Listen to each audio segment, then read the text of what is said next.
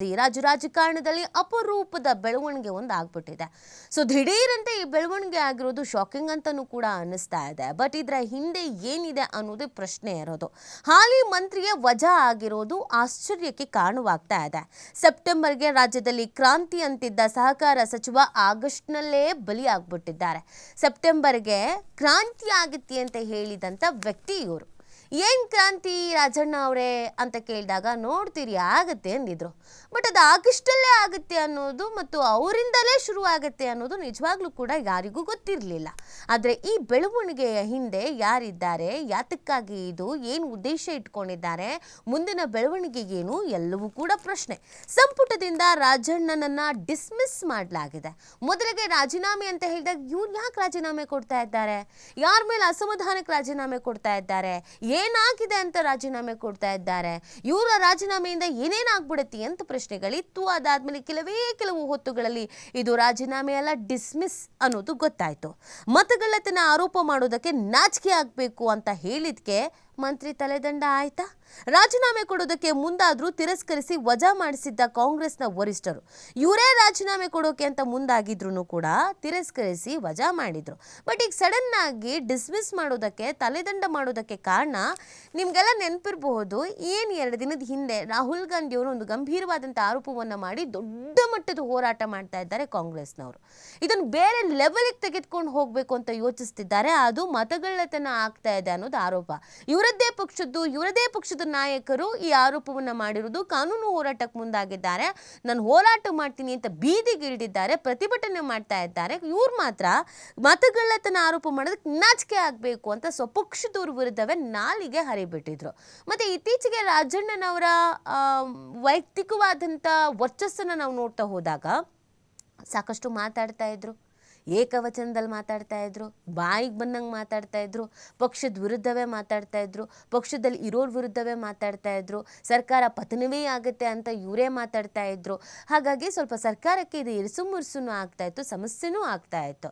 So ಈ ಎಲ್ಲ ಕಾರಣಕ್ಕಾಗಿ ಇವರನ್ನ ರಾಜೀನಾಮೆ ಕೊಡಿ ಅಂತ ಹೇಳಿ ವಜಾ ಮಾಡಿರಬಹುದು ಅಂತ ಹೇಳಲಾಗ್ತಾ ಇದೆ.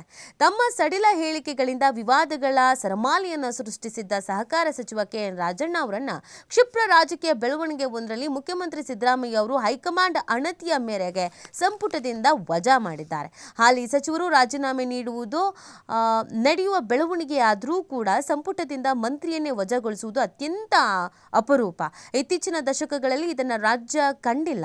ಮತಗಳ್ಳತನ ಕುರಿತು ರಾಜಣ್ಣ ನೀಡಿದ ಹೇಳಿಕೆಯು ಕಾಂಗ್ರೆಸ್ ಪಕ್ಷಕ್ಕೆ ಮಾತ್ರವಲ್ಲದೆ ದೇಶದಾದ್ಯಂತ ಈ ಬಗ್ಗೆ ಹೋರಾಟಕ್ಕೆ ಮುಂದಾಗಿರುವ ಇಂಡಿಯಾ ಕೂಟಕ್ಕೂ ಕೂಡ ಮುಜುಗರ ಆಗಿತ್ತು. ನಾನು ಆಗಲೇ ಹೇಳ್ತಾ ಇದ್ದೆ, ಇವರು ಉಗ್ರ ಹೋರಾಟ ಮಾಡ್ತೀವಿ, ನ್ಯಾಯ ತನಿಸ್ಕೊಡ್ತೀವಿ ಅಂತೆಲ್ಲ ಕಾಂಗ್ರೆಸ್ನವರು ಬಾಯ್ ಬಡ್ಕೊಳ್ತಾ ಇದ್ರೆ, ಕಾಂಗ್ರೆಸ್ ಪಕ್ಷದ್ದೇ ಸಚಿವರು ಅದಕ್ಕೆ ವಿರುದ್ಧವಾಗಿ ಮಾತಾಡಿದ್ರೆ ಹೇಗೆ ಅಂತ ಹೇಳಿ ಮುಜುಗರನೂ ಆಗತ್ತೆ, ಮುಖಭಂಗ ಆಗತ್ತೆ. ನಿಮ್ಮ ಪಕ್ಷದವರೇ ನೆಟ್ಟಗಿಲ್ಲ, ಇನ್ನು ನಮಗೇನ್ರಿ ಹೇಳ್ತೀರಾ ಅಂತ ಬೇರೆಯವ್ರು ಕೇಳ್ತಾರೆ. ಸೊ ಹೀಗಿರ್ಬೇಕಾದ್ರೆ ಒಂದು ತಲೆದಂಡ ಆಯಿತು ಅಂತಂದರೆ, ಒಂದು ವಜಾ ಆಯಿತು ಅಂತಂದರೆ, ಇನ್ನುಳಿದವರು ಮಾತಾಡಬೇಕಿತ್ತು, ಮಾತಾಡೋಣ ಅಂತ ಅಂದ್ಕೊಂಡವರು ಬಾಯಿ ಮುಚ್ಕೊಂಡು ಇರ್ತಾರೆ. ಸೊ ಅದೇ ಕೆಲಸವನ್ನು ಇಲ್ಲಿ ಕಾಂಗ್ರೆಸ್ ಮಾಡ್ದಂಗೆ ಕಾಣಿಸ್ತಾ ಇದೆ. ಬಟ್ ಕಾಂಗ್ರೆಸ್ನಲ್ಲಿ ಈ ಥರದೊಂದು ಬೆಳವಣಿಗೆ ಇದೆಯಲ್ಲ, ಇದು ನಿಜವಾಗ್ಲೂ ಆಶ್ಚರ್ಯಕರ. ನೀವು BJPಯಲ್ಲಿ ಇದನ್ನು ನೋಡ್ಬೋದು, ಈವನ್ JDSನಲ್ಲೂ ಕೆಲವೊಮ್ಮೆ ಆಗಿದೆ, ಉಚ್ಚಾಟನೆ ಮಾಡೋದು, ವಜಾ ಮಾಡೋದು ಇದೆಲ್ಲ. ಬಟ್ ಕಾಂಗ್ರೆಸ್ನಲ್ಲಿ ತುಂಬ ವಿರಳ. ಅದು ಏನೇ ಆಗಿದ್ರು ಕೂಡ ಕಾಂಗ್ರೆಸ್ನವರು ಅನುಸರಿಸ್ಕೊಂಡು, ಹೊಂದಾಣಿಕೆ ಮಾಡಿಕೊಂಡು, ಮಾತುಕತೆ ಮಾಡಿಕೊಂಡು, ಸಂಧಾನ ಮಾಡಿಕೊಂಡು, ಸರಿ ಮಾಡಿಕೊಂಡು, ಅವ್ರನ್ನ ಪಕ್ಷದಿಂದ ಸ್ವಲ್ಪ ದೂರ ಇಟ್ಟು ಈ ಥರದ್ದೆಲ್ಲ ಆಗಿದೆ. ಬಟ್ ವಜಾ ಅನ್ನೋದು ಇದೆಯಲ್ಲ, ಅದರಲ್ಲೂ KN ರಾಜಣ್ಣ ಹಿಂದುಳಿದ ವರ್ಗಗಳ ನಾಯಕ ಅಂತ ಕರೆಸ್ಕೊಂಡವರು, ಸಿದ್ದರಾಮಯ್ಯನವರ ಆಪ್ತರು, CM ಜೊತೆಗೆ ಯಾವಾಗಲೂ ಕಾಣಿಸ್ಕೊಳ್ತಾ ಇದ್ದವರು, ಹಿರಿಯ ನಾಯಕರು, ಅವರಿದ್ದಂಥ ಆ ಭಾಗದಲ್ಲಿ ಒಂದು ವರ್ಚಸ್ಸಿದ್ದಂಥ ನಾಯಕರು, ಅವರನ್ನೇ ವಜಾ ಮಾಡೋದಿದೆಯಲ್ಲ, ಇದು ನಿಜವಾಗ್ಲೂ ಕಾಂಗ್ರೆಸ್ಗೆ ಅದು ಸವಾಲು ಆಗಿರ್ಬೋದು. ಬಟ್ ಕಾಂಗ್ರೆಸ್ಗೆ ಈಗ ಬೇಕಾಗಿರೋದು ಏನು? ಎಲ್ಲರೂ ಒಗ್ಗಟ್ಟಾಗಿರಬೇಕು, ಸರ್ಕಾರ ಗಟ್ಟಿಯಾಗಿರಬೇಕು, ಸರ್ಕಾರ ಉಳ್ಕೊಳ್ಬೇಕು, ತಮ್ಮ ಪಕ್ಷದ ವಿರುದ್ಧವೇ ಮಾತನಾಡೋರ ಅವಶ್ಯಕತೆಯೇ ಇಲ್ಲ. ಸೊ ಆ ಕಾರಣಕ್ಕಾಗಿ ರಾಜಣ್ಣ ಅವರು ತಲೆದಂಡ ಆದಂಗೆ ಕಾಣಿಸ್ತಾ ಇದೆ. ಸೊ ಈ ಎಲ್ಲ ಬೆಳವಣಿಗೆ ಆದ ನಂತರ ರಾಜಣ್ಣ ಹೇಳಿದ್ದೇನು ತುಂಬಾ ಇಂಪಾರ್ಟೆಂಟ್ ಆಗತ್ತೆ. ಅವ್ರಿಗೇನು ಹೇಳ್ತಿದ್ದಾರೆ ಅಂತಂದರೆ, ಆಗಸ್ಟ್ 8ರಂದು ಬೆಂಗಳೂರಿಗೆ ಆಗಮಿಸಿದ್ದ ಲೋಕಸಭೆ ಪ್ರತಿಪಕ್ಷ ನಾಯಕ ರಾಹುಲ್ ಗಾಂಧಿ ಅವರು ಬೆಂಗಳೂರಿನಲ್ಲಿ ಮತಗಳ್ಳತನ ನಡೆದಿದೆ ಅಂತ ಆರೋಪಿಸಿ ಬೃಹತ್ ಪ್ರತಿಭಟನೆ ನಡೆಸಿದ್ರು. ಅದಕ್ಕೆ ಪ್ರತಿಕ್ರಿಯಿಸಿದ್ದ ಸಚಿವ KN ರಾಜಣ್ಣ, ಮತಗಳ್ಳತನ ಎಂದು ನಾವು ಹೇಳ್ತಾ ಇದ್ದೇವೆ, ಇದು ನಡೆದಿರುವುದು ಸತ್ಯ. ಆದರೆ ನಾವೇ ಮೊದಲು ಮತಪಟ್ಟಿಯನ್ನು ನೋಡ್ಕೊಳ್ಬೇಕಿತ್ತು. ಅದನ್ನು ನೋಡ್ಕೊಳ್ದೆ ಈಗ ಹೇಳೋಕೆ ನಮಗೆ ಅಂದರೆ ಕಾಂಗ್ರೆಸ್ಗೆ ನಾಚಿಕೆ ಆಗಬೇಕು. ನಮ್ಮದೇ ಸರ್ಕಾರ ಇದ್ದಾಗ ಮತಪಟ್ಟಿ ಸಿದ್ಧಪಡಿಸಿದ್ದು ಆಗೇನು ಕಣ್ಮುಚ್ಚಿ ಕುಟ್ಕೊಂಡಿದ್ರಾ ಅಂತ ಅವ್ರು ಪ್ರಶ್ನೆ ಮಾಡಿದರು. ಅಂದರೆ ರಾಹುಲ್ ಗಾಂಧಿ ಅವರಿಗೆ ಪ್ರಶ್ನೆ ಮಾಡ್ಬಿಟ್ರು, ಏನು ನೀವು ಅವಾಗ ಕಣ್ಮುಚ್ಕೊಂಡು ಕೂತಿದ್ರಾ, ಏನು ಮಾಡ್ತಿದ್ರಿ ಅವಾಗ, ಈಗ ಬಂದಿದ್ದೀರಲ್ಲ ಅನ್ನೋ ಅರ್ಥದಲ್ಲಿ. BJP-ಯವ್ರು ಮಾಡಬೇಕಾಗಿತ್ತು ಈ ಪ್ರಶ್ನೆಯನ್ನು, JDS-ನವ್ರು ಮಾಡಬೇಕಾಗಿತ್ತು ಈ ಪ್ರಶ್ನೆಯನ್ನು, ಕಾಂಗ್ರೆಸ್ನವರೇ ಮಾಡಿಬಿಟ್ರು. ಸಹಜವಾಗಿ ಅದು ಮುಜುಗರ ಆಗಿರುತ್ತೆ, ಮುಖಭಂಗ ಆಗಿರುತ್ತೆ, ಹಿನ್ನಡೆ ಆಗಿರುತ್ತೆ. ಸೊ ಅದಕ್ಕೆ ಈ ತಲೆದಂಡ ಅಂತ ಹೇಳ್ತಾ ಇದ್ದಾರೆ. KN ರಾಜಣ್ಣ ಅನ್ನೋ ಹೆಸರು ಹೋಗಿ ಇತ್ತೀಚೆಗೆ ವಿವಾದಿಗಳ ರಾಜಣ್ಣ ಅಂತಲೇ ಇವ್ರು ಹೆಸರು ಪಡ್ಕೊಬಿಟ್ಟಿದ್ರು. KN ರಾಜಣ್ಣ ವಿವಾದಗಳ ಸರದಾರ ಅಂತ ಕಾಂಗ್ರೆಸ್ನ ವಲಯದಲ್ಲಿ ಪರಿಚಿತ. ಈ ಹಿಂದೆ KPCC ಅಧ್ಯಕ್ಷರ ಬದಲು ಅಧಿಕಾರ ಹಂಚಿಕೆ, CM ಸ್ಥಾನದ ಬದಲು ಸಮುದಾಯಕ್ಕೊಂದು DCM ಹುದ್ದೆ, ಸಚಿವ ಸಂಪುಟ ಪುನರ್ರಚನೆ ಸೇರಿ ಹಲವು ವಿಷಯಗಳಲ್ಲಿ ಬೇಡ ಅಂತಂದ್ರೂ ಮೂಗು ತುರಿಸ್ಕೊಂಡು ಮಾತಾಡಿದ್ದಾರೆ.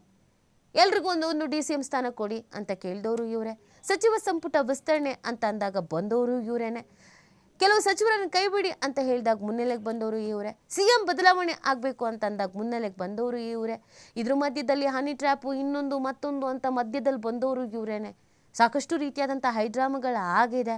ಸೊ ಹಾಗಾಗಿ ಇವರಿಂದನೇ ವಿವಾದ ಅಂತ ಕಾಂಗ್ರೆಸ್ ಪಡ ಸಾಲಿಗೆಯಲ್ಲಿ ಚರ್ಚೆಗಳು ಆಗ್ತಾ ಇತ್ತು.